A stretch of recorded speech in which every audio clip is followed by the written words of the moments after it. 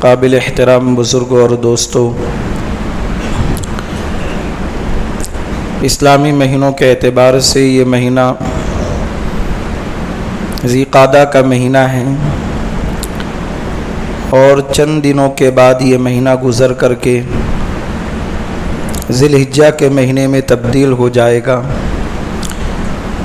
اور ذی الحجہ یہ حج والا مہینہ کہلاتا ہے اور اسلامی مہینوں کے اعتبار سے سال کا آخری مہینہ ہے۔ اسلامی مہینوں کے نام بھی ہمیں یاد ہونا چاہیے، اسلامی تاریخ بھی ہمیں یاد ہونا چاہیے، اس لیے کہ اسلامی سال اور اسلامی تاریخ سے ہمارے بہت سارے واقعات وابستہ ہیں۔ حج والا مہینہ جب ذہنوں میں آتا ہے تو حضرات انبیاء علیہ السلام میں سے ایک جلیل القدر پیغمبر کا نام کھل کر کے ہمارے سامنے آتا ہے، اور اس پیغمبر کا نام ہے حضرت ابراہیم خلیل اللہ۔ حضرت ابراہیم علیہ السلام کے نام کے ساتھ خلیل اللہ کا لقب، خلیل کے معنی آتے ہیں دوست کے، اور اگر اس خلیل کے معنی کی گہرائی میں جائیں گے تو اس کا معنی ہوتا ہے وسط قلب، دل کے بیچ کا حصہ۔ اللہ تعالیٰ نے حضرت ابراہیم علیہ السلام کو اپنا دوست قرار دے کر کے خلیل اللہ کے لقب سے نوازا کہ میرا جگری دوست ہے، بہت قریبی دوست ہے، دل سے لگا ہوا دوست ہے۔ حضور پاک صلی اللہ علیہ وسلم نے بھی ارشاد فرمایا کہ دنیا کے اندر میں اگر کسی کو دوست بناتا اور اپنے دل کے بیچ میں کسی کو رکھتا تو سب سے زیادہ حق حضرت ابو بکر صدیق رضی اللہ تعالیٰ عنہ کو ہوتا کہ میں ان کو سب سے زیادہ اپنا جگری دوست بنا کر دل کے بیچوں بیچ رکھتا، لیکن میرے دل میں اللہ بسا ہوا ہے، اس لیے صدیق اکبر میرے تو بھائی ہیں۔ دل کے بیچ کا حصہ خلیل کہلاتا ہے، اور آپ اگر اسلامی تاریخ کو پڑھو گے تو پتہ چلے گا کہ ابراہیم علیہ السلام جس وقت دنیا کے اندر آئے، ان کے آنے کا دن دنیا کے بیچ کا حصہ ہے۔ حضرت ابراہیم علیہ السلام سے پہلے جتنے لوگ گزرے، حضرت ابراہیم علیہ السلام کے بعد بھی اتنے ہی لوگ گزریں گے۔ حضرت ابراہیم علیہ السلام دنیا کے بیچ کا حصہ ہے۔ آپ سے پہلے بہت سارے نبی آئے، بہت ساری امتیں آئیں اور بہت سارے لوگ گزرے۔ حضرت ابراہیم علیہ السلام کی سیرت کا مطالعہ کریں، حضرت ابراہیم علیہ السلام کی زندگی کا مطالعہ کریں، سیرت ابراہیمی کو پڑھیں، ہمیں سمجھ میں آئے گا کہ ابراہیم علیہ السلام کے دل کے اندر اللہ کی کیسی عظمت تھی، اللہ کی کیسی محبت تھی، اور اللہ سے کیسا تعلق تھا۔ حالانکہ حضرت ابراہیم علیہ السلام کے متعلق اللہ نے قرآن میں کہا وَإِذِ ابْتَلَىٰ ابراہیم، ہم نے ابراہیم علیہ السلام کو بہت ساری چیزوں میں آزمایا ہے۔ حضرت ابراہیم علیہ السلام کی زندگی آزمائشوں سے پر ہے، امتحانات سے پر ہے، لیکن ابراہیم علیہ السلام ہر امتحان میں کامیاب نکلے، ہر آزمائش پر کھرے اترے۔ فَأَتَمَّهُنَّ، اللہ تعالیٰ نے کہا کہ ابراہیم علیہ السلام میرے ہر امتحان میں کھرے اترے ہیں۔ سب سے پہلا امتحان عراق فلسطین کا پورا علاقہ، بت پرستوں کا علاقہ، سورج کے پوجنے والوں کا علاقہ، چاند کے پوجنے والوں کا علاقہ، ستاروں کے پوجنے والوں کی بستی، ایسے ماحول کے اندر اللہ تعالیٰ نے ابراہیم علیہ السلام کو پیدا کیا، اس دنیا کے اندر بھیجا، اور جس گھر کے اندر پیدا ہوئے اس گھر کا پورا ماحول بت پرستی سے پر، یہاں تک کہ ابراہیم علیہ السلام کا والد جو ابا تھا وہ خود بدھ کو بناتا تھا، اسی کی پوجا کرتا تھا۔ ابراہیم علیہ السلام ہوش میں آئے، تھوڑے بڑے ہوئے تو دیکھا کہ یہاں تو बुतों की पूजा की जाती है, सितारों को पूजा जाता है, सब चीज़ का इनकार किया। और इब्राहिम अलैहिस्सलातु वस्सलाम ने कहा, इज़ क़ाल ली अबी या अबति लिमा तअबुदु मा ला यसमा वला युबसिर वला युगनी अन्का शैआ। अब्बा जान, आप क्यों ऐसी चीज़ को पूछते हो जो न सुनती है, न देखती है, न किसी चीज़ के लिए वो अपने अंदर ताकत रखती है कि वो चीज़ पूरी कर दे? आप क्यों ऐसी चीज़ को पूछते हो? इब्राहिम अलैहिस्सलाम के सामने पूरा माहौल ऐसा था कि उस माहौल के अंदर किसी की हिम्मत नहीं होती थी कि उनके बुत को का इनकार कर दिया जाए। इब्राहिम अलैहिस्सलातु वस्सलाम ने बाप के सामने सारे बुतों का इनकार किया तो बाप ने कहा, जानते हो इसकी क्या सज़ा मिलेगी? कहा, मैं तो नहीं जानता क्या सज़ा मिलेगी, लेकिन बहरहाल जिसकी तुम पूजा कर रहे हो ये पूजे जाने के लायक नहीं है, इबादत के लायक परवरदिगार है जिसने मुझ पर वही की है, मेरे दिल के अंदर इल्का किया है कि अल्लाह के अलावा इस दुनिया का कोई माबूद नहीं, अल्लाह के अलावा इस दुनिया का कोई खालिक और मालिक नहीं, अल्लाह ही वाहिद मालिक और खालिक है इस कायनात का, उसी की इबादत की जाएगी। इब्राहिम अलैहिस्सलातु वस्सलाम को घर से निकाल दिया गया, वतन से बेवतन कर दिया गया। जिस इलाके में गए वहाँ का बादशाह नमरूद, वो भी बुत का पुजारी, वो खुद अपने आप को खुदा कहलवाता था। मालूम हुआ इब्राहिम अलैहिस्सलाम को बुलाया गया, कहा तू मेरा इनकार करता है, माबूदों का इनकार करता है? इब्राहिम अलैहिस्सलाम ने कहा कि हाँ। दूसरी आजमाइश इब्राहिम अलैहिस्सलाम पर आई। पहली आजमाइश तो ये कि बुत का इनकार करने पर, झूठे माबूदों का इनकार करने पर घर से निकाल दिए गए, वतन से बेवतन कर दिए गए। दूसरी आजमाइश ये हुई कि बादशाह वक्त के सामने भी इब्राहिम अलैहिस्सलातु वस्सलाम ने एक अल्लाह से होने की बात की और एक अल्लाह की तरफ मुतवज्जे किया और एक अल्लाह का तारुफ कराया। उस वक्त बादशाह वक्त ने इब्राहिम अलैहिस्सलातु वस्सलाम से कहा कि अब तुम्हें तो जला दिया जाएगा। इस्लामी तारीख उठा करके देखो, इब्राहिम अलैहिस्सलातु वस्सलाम को जलाने के लिए, उनको आग में डालने के लिए 1.5 महीने तक लकड़ियां जमा की गई और जमा करने वालों की तादाद 1000 से जायद थी। आप अंदाजा लगाओ कितनी लकड़ियां जमा की गई होगी। और जब उस आग को जलाया गया है, उस लकड़ियों को जलाया गया है, तो आग के शोले इतनी ऊपर तक जाते थे कि परिंदा अगर जाता था उसकी शुआ से जलकर आग में गिर जाता था। हज़रत इब्राहिम अलैहिस्सलातु वस्सलाम को मिनजिनीक के ज़रिए आग में डालने के लिए सबसे पहले उनका लिबास उतारा गया, नंगे बदन उस आग के अंदर डालने का फैसला नमरूद ने किया। तारीख की किताबों में ये बात मिलती है, कल क़यामत के दिन परवरदिगार आलम जब लोगों को कब्रों से उठाएगा तो इस हाल में उठाएगा जिस हाल में हम दुनिया के अंदर आए थे। हम दुनिया के अंदर आए बगैर कपड़ों के, हम दुनिया के अंदर आए बगैर चप्पल के, हम दुनिया के अंदर आए बगैर खतने के। कल क़यामत के दिन अल्लाह पाक हमें अपनी बारगाह में बगैर कपड़ों के, बगैर चप्पल के और बगैर खतने के हमको अल्लाह अपने सामने खड़ा करके बताएगा, ओ मेरे बंदो बताओ मैं कादिर मुतलक हूं कि नहीं? दुनिया के अंदर जब तुम गए थे, तुम्हारी खतना हुई, तुम्हारे जिस्म का वो हिस्सा कटा, पता नहीं कहां चला गया, हमने आज उसको जोड़ करके अपने सामने खड़ा कर दिया। अम्मा आयशा रज़ी अल्लाह ताला अन्हा के सामने जब अल्लाह के नबी ने हदीस बयान की कि परवरदिगार के सामने लोग बगैर कपड़ों के खड़े होंगे, अम्मा आयशा ने कहा कि फिर तो लोग एक दूसरे को देखेंगे, कितनी शर्म आएगी। अल्लाह के नबी सल्लल्लाहु अलैहि वसल्लम ने कहा वो क़यामत का मंजर ऐसा होगा कि अपने आप का होश नहीं रहेगा, दूसरों को देखने की बात तो दूर की है। अल्लाह इतने कादिर मुतलक है। इब्राहिम अलैहिस्सलातु वस्सलाम को आग में डालने के लिए मिनजिनीक का इस्तेमाल किया गया, आग में डाल दिया गया। कल क़यामत के दिन जब परवरदिगार लोगों को बगैर कपड़े बगैर चप्पल के बुलाएगा अपने सामने, उस वक्त सबसे पहले अगर किसी को कपड़ा पहनाया जाएगा वो हज़रत इब्राहिम अलैहिस्सलातु वस्सलाम हों, इसलिए कि दुनिया के अंदर अल्लाह के नाम पर उनका कपड़ा उतराया गया। कल परवरदिगार आलम सबसे पहले उनको कपड़ा पहनाएगा। ये बहुत लंबी बातें हैं, मैं इशारे में बातें कर रहा हूँ इसलिए कि वक्त कम रहता है, तफसील के साथ बातें नहीं बताई जा सकती। तो आग में डाला गया, 2 आजमाइश हो गई। तीसरी आजमाइश, बुढ़ापे का वक्त है, 95 साल की उम्र है, अल्लाह से बेटा मांग रहे, अल्लाह बुढ़ापे में औलाद दे दे, नेक औलाद दे। रब्बि हबली मिनस सालिहीन, परवरदिगार से दुआ कर रहे, अल्लाह मुझे बेटा दे तो नेक बेटा अता कर, फरमाबरदार बेटा अता कर। नेक बेटे की दुआ की, अल्लाह ताला ने बुढ़ापे में औलाद दी।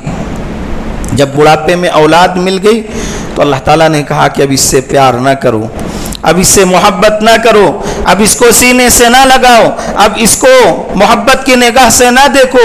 कहा परवरदिगार फिर क्या करूं? कि तीसरी आजमाइश ये है कि इस बच्चे को और उसकी माँ को लकोदक मैदान के अंदर छोड़ करके आ जाओ।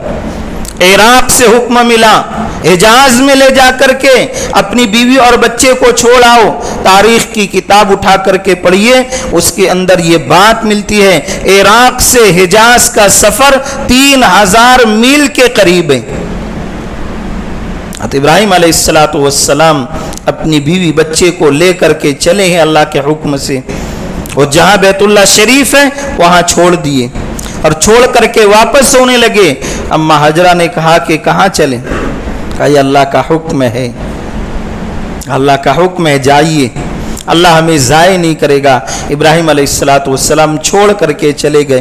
थोड़ा सा तोशा था, थोड़ा सा पानी, कुछ दिन के बाद ख़त्म हो गया। अम्मा हाजरा परेशान होगी, मासूम सा बच्चा है, कोई दरख्त नहीं, कोई आबादी नहीं, कोई बस्ती नहीं, कोई तसल्ली देने वाला नहीं, कोई पानी देने वाला नहीं, कोई आकर के संभालने वाला नहीं। मासूम बच्चे को कौन पानी देगा? मासूम बच्चे को कौन खामोश कराएगा? कौन चुप कराएगा? माँ तो माँ होती है। दौड़ने लगी, सफ़ा से मरवा, मरवा से सफ़ा, और हर पहाड़ पर से जब शुरू करती दौड़ने के लिए तो अपने बच्चे को देखती बैतुल्लाह के पास कि बच्चा सही सलामत है कि नहीं, बच्चा कोई ले तो नहीं गया बच्चे को। जब सफ़ा से गुजरने लगती तो देखती, मरवा तक पहुंचती, मरवा से जाने लगती तो फिर देखती। इसीलिए हाजी से और उम्रा करने वालों से कहा गया कि जब तक तुम अम्मा हाजरा की उस कुर्बानी पर अमल नहीं करोगे तुम्हारा हज कबूल नहीं होगा, तुम्हारा उम्रा कबूल नहीं होगा। आज ये हालत है कि पूरा फर्श बिछा हुआ है, ठंडा फर्श है, एसी लगी हुई है, उस पर 7 चक्कर लगाने से पहले ही क्या मर्द क्या औरतें कहते हैं कि हम थक गए। उस वक्त अंदाजा लगाइए कि जब पथरीली जमीन थी, पहाड़ थे, निकला हुआ पत्थर था, सख्त धूप थी, कोई एयर कंडीशन नहीं, कोई छांव नहीं। अम्मा हाजरा कैसी दर्द के साथ दौड़ी होगी अपने बच्चे की प्यास को बुझाने के लिए। कैसी आजमाइशों से गुजरे। हम क्या समझते हैं दीन हम तक आसानी से आ गया? इब्राहिम अलैहिस्सलातु वस्सलाम छोड़ करके गए, माँ बीवी पर और बच्चे पर यह हालात गुजरे। जब 7 चक्कर मुकम्मल हुए तो अल्लाह ताला ने इस्माइल अलैहिस्सलाम की एड़ी के नीचे से पानी का सोता निकाला, जिसे आब जमजम कहा गया। जमजम का पानी, वो जमजम का पानी जन्नत के पानी से अफजल है। वो जमजम का पानी जन्नत के पानी से अफजल है। जब हमारे आका सल्लल्लाहु अलैहि वसल्लम का शक्क़े सदर हुआ, आपका सीना चीरा गया, आपका दिल निकाला गया, तो जिब्रील अमीन ने जन्नत से जो सामान लाए, जन्नत से जो रिकाबी लाई और जन्नत से जो सारी अशिया लेकर के आए वो जन्नत से थी। लेकिन जब पानी के इस्तेमाल करने का वक्त आया, दिल के धोने का वक्त आया, तो जमजम के पानी से धोया गया।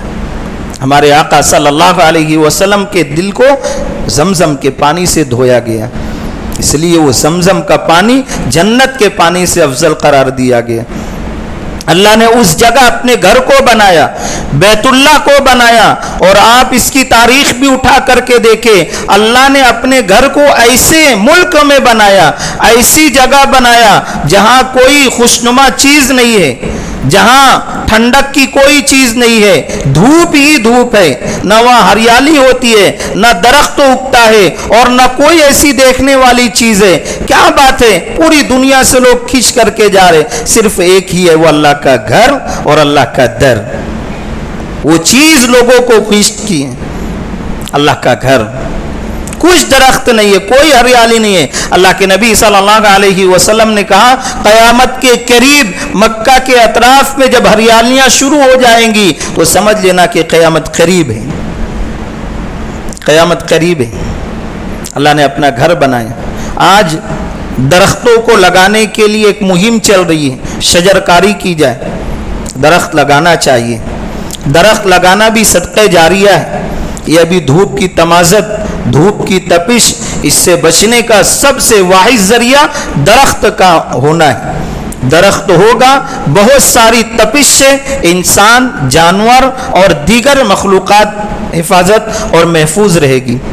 दरख्त नहीं होंगे, क्या जानवर क्या इंसान सब धूप की तमाज़त से बीमारी में मुब्तला हो जाएंगे। और आज वही हो रहा है।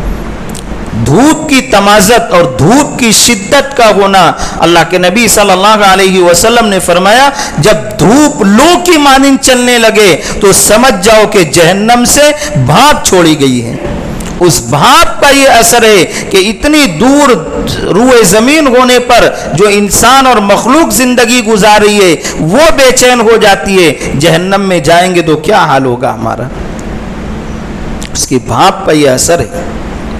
इसलिए दरख्त भी लगाना चाहिए, घरों के सामने, दुकानों के सामने, मकानों के सामने, रास्तों के किनारे दरख्त होना चाहिए, दरख्त लगाना चाहिए। ये सदक़े जारिया भी है। जितने लोग उस दरख्त के नीचे ठंडक महसूस करेंगे, आराम करेंगे, हमको उसका सवाब मिलेगा। इसलिए शजरकारी के अंदर भी हिस्सा लेना चाहिए। तो अल्लाह के नबी सल्लल्लाहु अलैहि वसल्लम ने फरमाया कि अल्लाह ने अपना घर ऐसे मकाम पर बनाया है जिसके अतराफ में पहाड़ ही पहाड़ है, कोई रौनक की चीज़ें नहीं, कई कई मील तक चटियल मैदान है। आप चले जाएं और जा करके उसका नज़ारा करें। कोई चीज़ देखने की ऐसी नहीं है जैसे दूसरे मुल्कों के अंदर लोग देखने के लिए जाते हैं, लेकिन उस मुल्क के अंदर सिर्फ अल्लाह का घर है। मक्का के अंदर, मदीना के अंदर नबी पाक सल्लल्लाहु अलैहि वसल्लम का रोज़े अत्थर है। तीसरी आजमाइश से इब्राहिम अलैहिस्सलाम गुजरे। चौथी आजमाइश आप पर आई कि जब बच्चा बड़ा हो गया, 9-10 साल का हो गया, चलने के काबिल हो गया, अल्लाह ताला का हुक्म आया, ऐ इब्राहिम इस बच्चे को अपने हाथ से ज़ुबह कर दो। 3 दिन ख्वाब देखें, 3 दिन मुसलसल ख्वाब देखें और ख्वाब में यही चीज़, अपनी महबूब तरीन चीज़ मेरी राह में ज़ुबह कर दो। तीसरे दिन अपने बच्चे को बुलाए और बुला करके कहा, ऐ मेरे बेटे, इन्नी अरा फिल मनाम, मैंने ख्वाब देखा है, इन्नी अरा फिल मनाम अन्नी अज़बहुक, मैं तुझे ज़ुबह कर रहा हूँ, फंजुर माज़ा तरा, क्या कहता है तू। बाप अपने बेटे से कह रहा है, एक तरफ बूढ़ा बाप है, एक तरफ मासूम फूल है। बच्चा तो बच्चा होता है, मासूम बच्चा, अपना तो जाने दो, परायों का भी मासूम बच्चा महबूब और पसंदीदा होता है, वो भी दिल को भाता है, उसकी भी मोहब्बत होती है। यहाँ तो इब्राहिम अलैहिस्सलाम बुढ़ापे की हालत में एक औलाद मांगी, बुढ़ापे का सहारा हो जाए, बुढ़ापे में चलने के लिए एक लकड़ी बन जाए, बुढ़ापे में मेरी नज़रों के लिए एक खुशनुमा चीज़ बन जाए। लेकिन ये क्या, अल्लाह का हुक्म आया है कि इसको ज़बह कर दो। फंजुर माज़ा तरा, मेरे बेटे तू क्या कहता है। बेटे का जुमला था, या अबती फ़अल, या अबती फ़अल। दो जुमले में बात को पूरी कर दिया बेटे। इस्माइल अलैहिस्सलाम ने 2 जुमले, बेटा भी बेटा था, आगे चल करके नबी बनने वाला था। या अबती फ़अल, इसका तर्जुमा जो भी हो।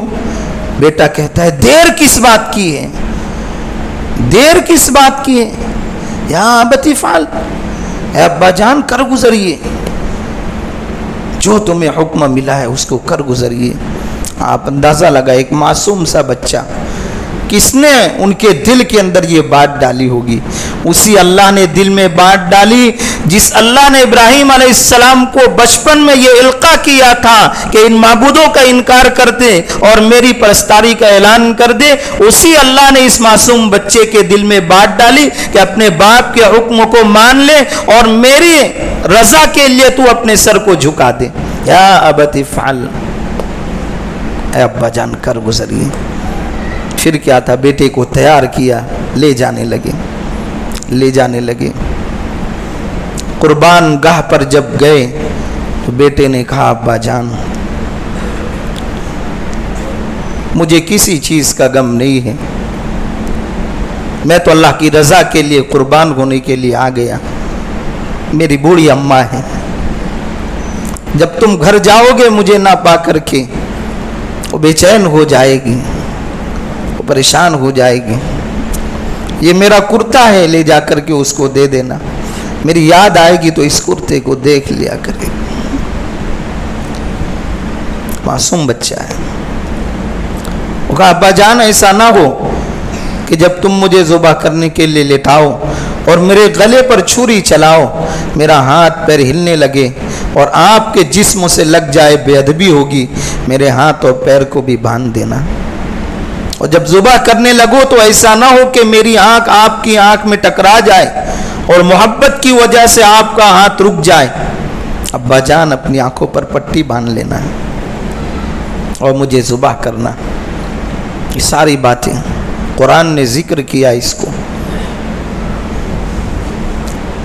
لٹا دیا، بسم اللہ اللہ اکبر کر کے چھری چلا دی. ایسے بھی نہیں، وہ معصوم بچے کی گردن، اس کا گوشت بھی نرم، تلوار تیز، بوڑھے باپ کا ہاتھ. 3 دفعے چھری چلائی. اللہ کا حکم تھا چھری چلنا نہیں. ایسا نہیں کہ چھری نرم ہو گئی یا گلا کڑک ہو گیا، لوہے کا بن گیا، نہیں. چھری بھی تیز ہے، گلا بھی نرم ہے، گوشت بھی نرم ہے. اللہ کا حکم تھا چھری چلنا نہیں. اللہ کا حکم جب چھری پر آ جاتا ہے تو چھری بھی اللہ کے حکم پر عمل کرتی ہے. آگ پر جب اللہ کا حکم آتا ہے، آگ میرا ابراہیم تیرے پاس آ رہے تو اس کو جلانا نہیں.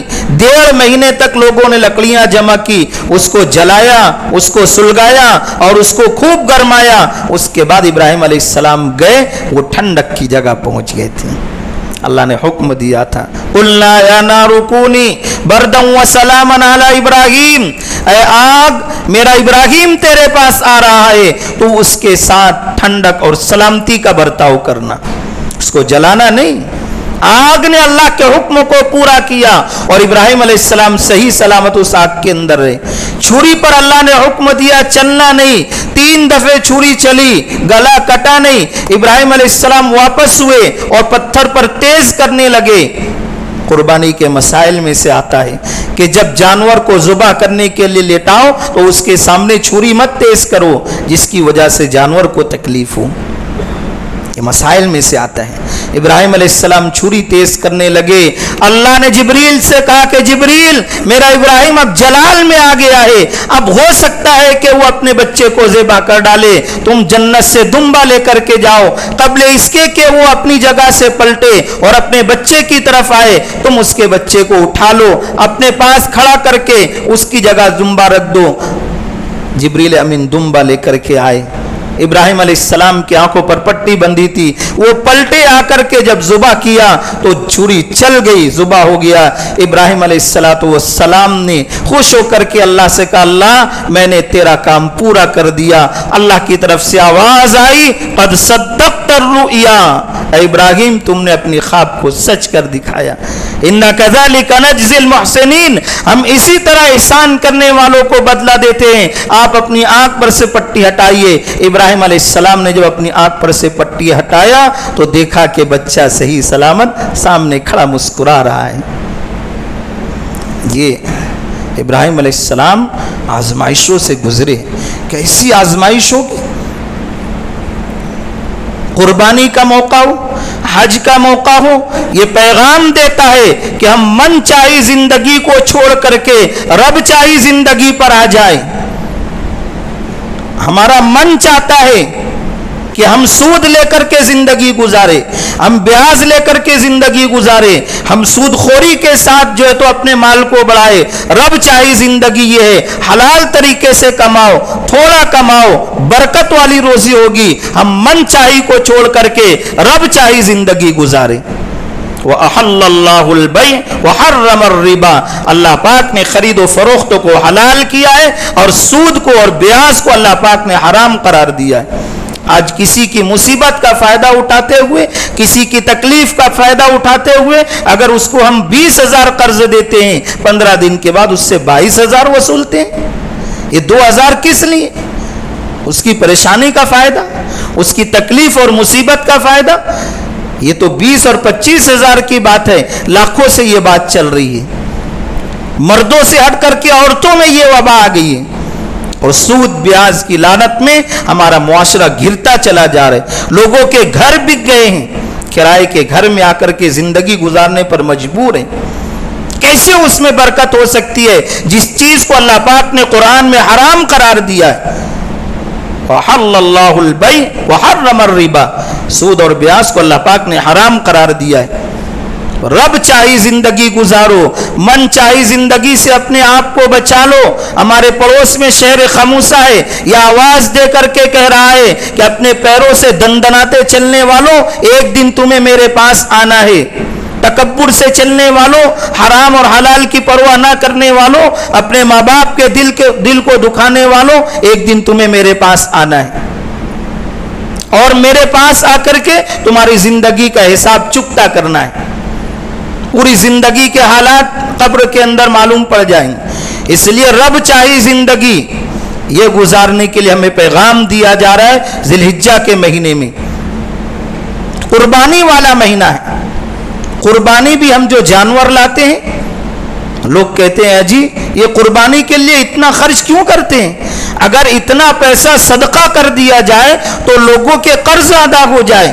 اگر جانوروں پر جو پیسہ خرچ کیا جاتا ہے لوگوں کو دے دیا جائے, ان کے گھر اور مکان بن جائے. اس میں شک نہیں ہے کہ صدقہ کرنا ایک اچھی چیز ہے, ایک نیکی کی چیز ہے, لیکن جس حکم کو اللہ جب دے دے بندے کو اس حکم پر عمل کرنا چاہیے.